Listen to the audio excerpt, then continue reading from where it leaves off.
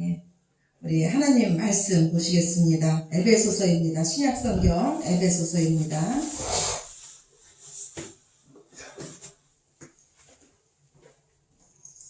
에베소서 2장입니다. 제 성경책으로 신약성경 310쪽입니다.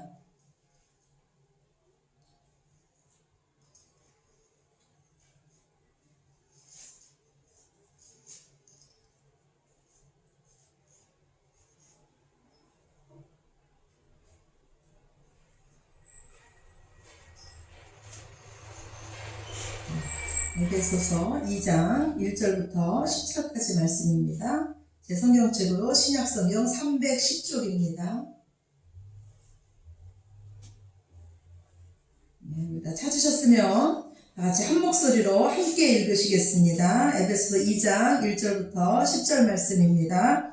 그는 허물과 죄로 죽었던 너희를 살리셨도다. 그때 너희는 그 가운데서 행하여 이 세상 풍조를 따르고 공중의 권세 잡은 자를 따랐으니 곧 지금 불순종의 아들들 가운데서 역사하는 영이라. 전에는 우리도 다 그 가운데서 우리 육체의 욕심을 따라 지내며 육체와 마음에 원하는 것을 하여 다른 이들과 같이 본질상 진노의 자녀이었더니 긍휼이 풍성하신 하나님이 우리를 사랑하신 그 큰 사랑을 인하여 허물로 죽은 우리를 그리스도와 함께 살리셨고 너희는 은혜로 구원을 받은 것이라. 또 함께 일으키사 그리스도 예수 안에서 함께 하늘에 앉히시니 이는 그리스도 예수 안에서 우리에게 자비하심으로써 그 은혜의 지극히 풍성함을 오는 여러 세대에 나타내려 하심이라. 너희는 그 은혜에 의하여 믿음으로 말미암아 구원을 받았으니 이것은 너희에게서 난 것이 아니요 하나님의 선물이라.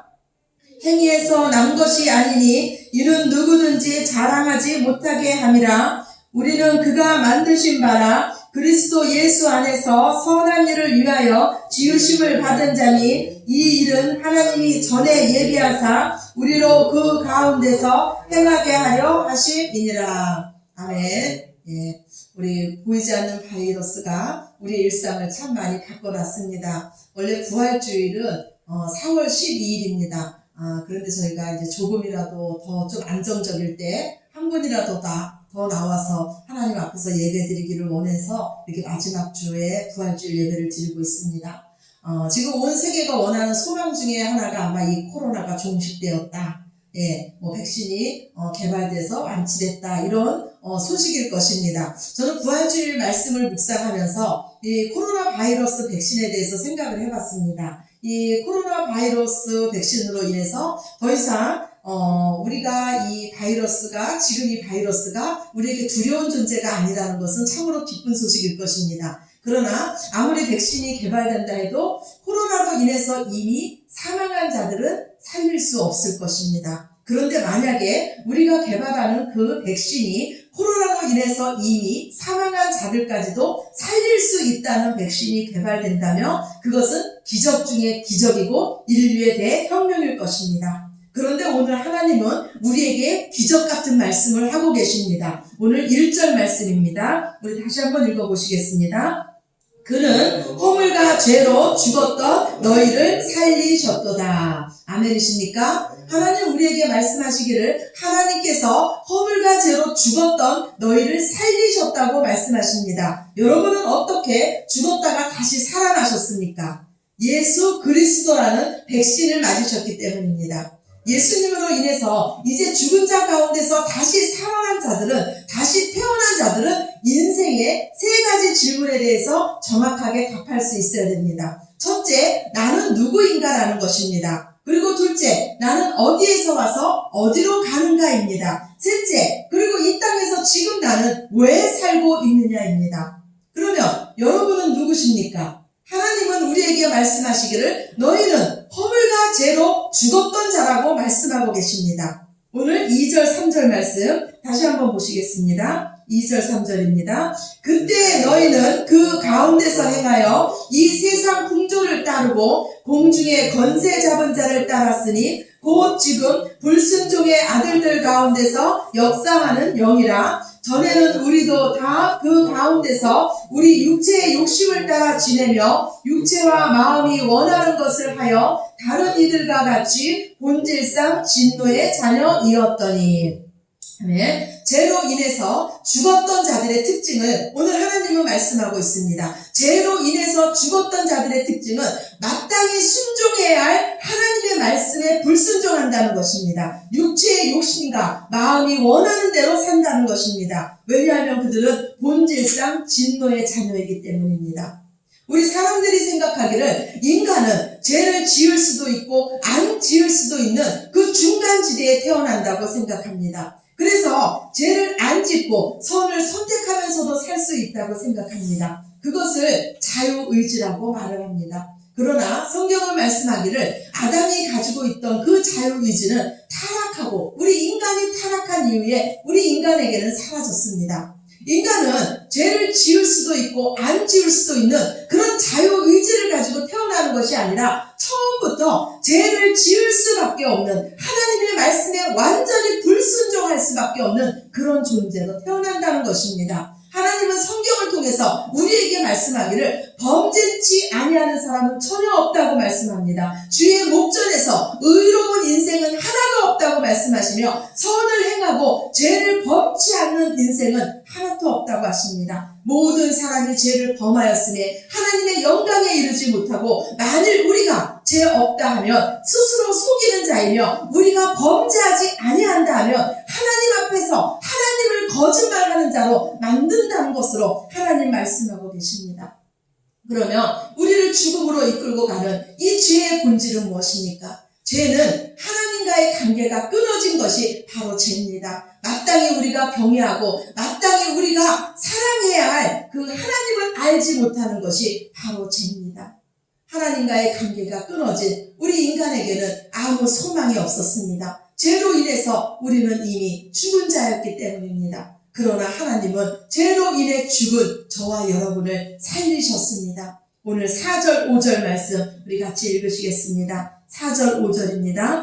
긍휼이 풍성하신 하나님이 우리를 사랑하신 그 큰 사랑을 인하여 허물로 죽은 우리를 그리스도와 함께 살리셨고 너희는 은혜로 구원을 받은 것이라. 아멘.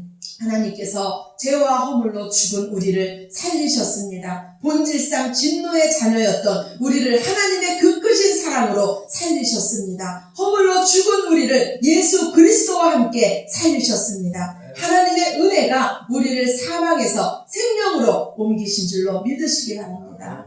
요즘 아이들이 게임을 참 좋아합니다. 저희 집 아들들도 게임을 좋아합니다. 하루에 많은 시간을 게임을 하면서 보냅니다. 그런데 여러분 한번 생각해 보십시오. 제가 저희 집 아들이 게임을 할 때마다 그 게임하는 그것을 끊기 위해서 제 손가락을 하나씩을 잘라간다면 우리 아이가 아마 깜짝 놀랄 것입니다. 그리고 처음에는 게임을 잠깐 멈출 것입니다. 그런데 조금 지나면은 또 게임하고 싶은 그 욕심에 또 게임을 할지 모릅니다. 그런데 제가 게임을 할 때마다 제 손가락을 하나씩 자른다면 결국 저희 집 아이들은 부모의 사랑, 나를 고치기 위해서 우리 엄마가 이처럼 나를 사랑하는구나, 이 사랑 때문에 결국은 게임을 끊을지도 모릅니다.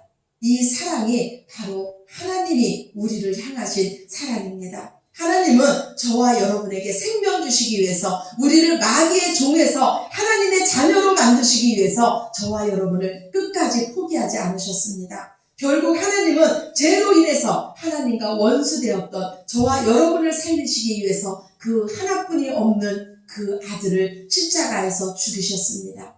이것이 아버지의 사랑이고 하나님 아버지의 은혜입니다. 하나님은 우리를 구원하시고 그냥 내버려 두지 않으셨습니다. 우리를 영원히 사랑하시며 우리를 끝까지 책임져 주시고 계십니다. 부모가 그 아이를 잉태하면 그 아이를 잉태한 순간부터 아기를 위해서 삽니다. 먹는 것, 입는 것, 보는 것 모두 다 그 잉태된 아기 때문에 포기합니다. 자녀가 장성해도 부모의 인생은 자녀를 위한 인생이 됩니다. 그런데 우리 하늘 아버지께서 우리에게 말씀합니다. 하물며 육신의 부모도 너희에게 좋은 것을 줄 줄 알거든 내가 너희에게 생명까지 준 내가 너희에게 가장 좋은 것을 주지 않겠느냐. 아멘이십니까? 예수님을 믿는다는 것은 생명을 얻는 데서 그치는 것이 아니라 생명을 얻고 더 풍성히 얻는 삶을 누리는 것입니다. 예수님을 믿는다는 것은 예수님께서 우리의 목자 되어 주셔서 우리의 삶에 부족함이 없는 그 은혜를 누리는 것이 바로 예수님을 믿는다는 것입니다. 그러면 어떻게 하면 우리 하나님께서 약속하신 이 복, 이 은혜를 우리가 누릴 수가 있을까요? 하나님께서 주시고자 약속하신 가장 좋은 것, 성령님이 우리 안에 오시면 우리는 부족함이 없는 이 은혜를 누리게 될 줄로 믿습니다. 여러분 안에 성령님이 계십니까? 저는 확신하기를 이 자리에 오신 여러분 안에 분명히 성령 하나님이 계십니다. 성령 하나님이 여러분 안에 계신 증거는 여러분이 지금 하나님을 아버지로 고백하고 있다는 것입니다. 또 예수님을 나의 주님이라고 고백하고 있다는 것입니다. 또한 여러분이 하나님의 말씀을 들을 때 여러분의 마음에 감격이 오고 은혜가 오고 찔림이 온다면 그것이 바로 여러분 안에 성령 하나님이 계시다는 증거입니다. 그러면 우리 안에 이 성령 하나님이 어떻게 오시게 되었습니까? 예수님께서 십자가에서 죽으심으로 우리의 모든 죄를 해결하심으로 성령 하나님이 우리 안에 오셨습니다. 성령님은 하나님이십니다. 하나님은 죄인과 함께 하실 수가 없으십니다. 그래서 예수님께서 먼저 자기 백성의 죄를 십자가에서 없이 하셨습니다. 그리고 우리의 의가 되시기 위해서 다시 살아나셨습니다. 우리 안에 성령님이 오셨다는 증거는 예수님께서 다시 살아나셔서 하나님 보좌 우편에 앉아 계시다는 증거입니다. 즉 부활의 증거는 바로 저와 여러분 안에 계신 성령님이 부활의 증거입니다. 예수님은 당신의 죽음 앞에서 근심하는 제자들에게 근심하지 말아라. 내가 너희를 고아와 같이 버려두지 않을 것이다. 너희에게 성령님을 보내주실 것이라고 약속해 주셨습니다. 또한 우리 안에 성령님이 오셨다는 것은 우리의 옛 자아가 십자가에서 이미 죽었다는 증거입니다. 죄의 근원되는 옛 자아가 죽지 않고는 우리 안에 성령 하나님이 함께 하실 수가 없습니다. 우리 그리스도인들은 십자가에서 예수님께서 우리의 모든 죄를 해결해 주셨다는 이 믿음이 있습니다. 이 믿음이 있다면 이 믿음과 함께 우리의 옛 자아가 십자가에서 이미 죽었다는 그 믿음도 함께 가지시기 바랍니다. 갈라디아서 2장 20절 말씀에 내가 그리스도와 함께 십자가에 못 박혔나니 그런즉 이제는 내가 사는 것이 아니요 오직 내 안에 그리스도께서 사시는 것이라. 그리스도 예수의 사람들은 육체와 함께 그 정욕과 탐심을 십자가에 못 박았느니라. 아멘이십니까? 우리의 옛 자아는 이미 십자가에서 죽었습니다. 그러나 우리의 죽음은 우리 신앙생활의 목표는 아닙니다. 내가 죽었다는 것은 믿음의 시작이고 주님이 이제 내 삶에 역사하시는 그 시작점이 됩니다. 이제 우리는 예수님의 생명으로 다시 태어나서 새 생명으로 사는 자들입니다. 눈에 보이지 않는 이 바이러스가 우리의 삶에 많은 것을 바꿔놓았습니다. 그런데 예수님을 믿고 예수님을 마음속에 영접한 자들의 삶에 변화가 없습니다. 성경도 알고 부활도 알고 천국도 믿습니다. 그런데 성질 하나 바뀌지 않습니다. 왜 그렇습니까? 지금 나와 함께 계시는 그 부활하신 예수님을 인격적으로 알지 못하기 때문입니다. 한 젊은이가 슬기로운 왕을 찾아갔습니다. 그리고 이 슬기로운 왕에게 묻습니다. 제가 죄의 유혹을 물리쳐서 행복한 삶을 살고 싶은데 그 비결을 알려주십시오. 그러자 왕이 그 잔에다가 술을 가득 채운 후에 이 젊은이에게 줍니다. 그리고 말하기를 이 잔을 들고 이 시내 한 바퀴를 돌고 오너라. 그런데 만약에 네가 이 잔에 담긴 이 술을 한 방울이라도 땅에 떨어뜨린다면 네 뒤를 쫓아가는 군사가 내 목을 벨 것이다. 이렇게 말을 합니다. 이 젊은이는 그 왕이 준 그 술잔을 들고 이 시내 한 바퀴를 돌기 시작합니다. 집중하며 돌기 시작합니다. 한 방울이라도 흘리지 않기 위해서 그 술잔만 바라보면서 돕니다. 그리고 다행히도 한 방울도 땅에 떨어지지 않고 왕 앞에 옵니다. 그랬더니 왕이 이 젊은이를 칭찬하면서 말합니다. 잘했다. 그런데 네가 그 시내를 돌면서 혹시 보거나 들은 것이 있느냐? 그랬더니 젊은이가 말합니다. 전하, 내가 아무것도 보지 못하고 아무것도 듣지 못했습니다. 그러자 왕은 놀란 듯이 말합니다. 어떻게 너는 그 시내를 한 바퀴 돌고 오면서 거리의 그 상인들, 그 술집들, 그 술집에서 노름하는 그 노름꾼들을 너는 어떻게 하나도 못 봤단 말이냐? 그러자 이 젊은이가 또 말합니다. 예, 전하, 저는 아무것도 보지 못하고 아무것도 듣지 못했습니다. 그때 왕은 말합니다. 이제 네가 그 비결을 알았구나. 네가 이 술잔에만 신경을 곤두세웠듯이 네가 하나님께만 네 마음을 다 바치면, 하나님께만 집중하면 어떤 죄의 유혹에도 너는 넘어가지 않을 것이다. 우리의 할 일이 무엇입니까? 오직 부활하신 예수님, 지금도 이 자리에 함께 하신 예수님만을 바라보는 것입니다. 무슨 일을 만나든지 예수님께만 집중하는 것입니다. 그것이 바로 예수님을 인격적으로 경외하는 것입니다. 가지가 포도나무에 붙어 있으며 저절로 열매가 맺게 되어 있습니다. 우리가 예수님께만 붙어 있으며 예수님께만 집중하면 예수님의 열매가 우리 삶에 맺혀지게 되어 있습니다. 하나님의 선한 일이 우리 삶에서 펼쳐집니다. 그러나 하나님의 은혜를 입은 자들은 결코 그 어떤 것도 자랑할 것이 없습니다. 모든 것은 다 하나님께서 하신 일이기 때문입니다. 하나님께서 약속하신 나보다 더 큰 일을 행하는 자들이 됩니다. 그러나 우리는 고백하기를 오른손이 한 일을 왼손이 모르듯이 주님 앞에서 언제 내가 그런 일을 했습니까 하면서 모든 것은 아버지의 은혜입니다라고 고백하는 자들이 바로 우리 그리스도인입니다.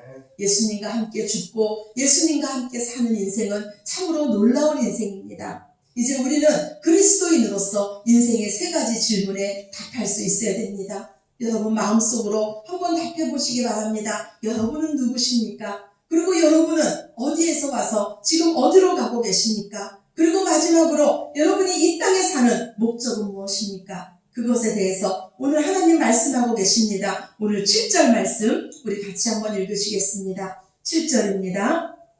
이는 그리스도 예수 안에서 우리에게 자비하심으로써 그 은혜의 지극히 풍성함을 오는 여러 세대에 나타내려 하심이라. 아멘. 죄로 인하여 죽었던 우리가 구원받을 수 있었던 근원은 우리의 힘도 아니고 우리의 믿음도 아닙니다. 우리의 의도 아닙니다. 오직 하나님의 사랑, 하나님의 긍휼하심, 하나님의 은혜가 저와 여러분을 구원한 줄로 믿습니다. 이제 하나님은 그 풍성한 은혜를 맛본 우리들에게 그 은혜를 전하라고 하십니다. 베드로전서 2장 9절 말씀에 우리를 제사장으로 부르신 하나님은 너희를 어두운 데서 불러내어 이 기이한 빛에 들어간 그 하나님의 덕을 너희가 선전하라고 말씀하고 계십니다. 오늘 10절 말씀도 우리 함께 보시겠습니다. 10절입니다. 우리는 그가 만드신 바라 그리스도 예수 안에서 선한 일을 위하여 지으심을 받은 자니 이 일은 하나님이 전에 예비하사 우리로 그 가운데서 행하게 하려 하심이니라. 아멘. 하나님은 저와 여러분을 다시 재창조하셨습니다. 물과 성령으로 다시 태어나게 하셨습니다. 하나님이 우리를 만드신 이유는 그리스도 안에서 선한 일을 하게 하기 위해서 저와 여러분을 다시 태어나게 하신 줄로 믿습니다. 다시 태어나지 않으면 결코 하나님 나라를 볼 수가 없습니다. 하나님 나라를 보지 못하는 자는 하나님의 뜻대로 살 수가 없습니다.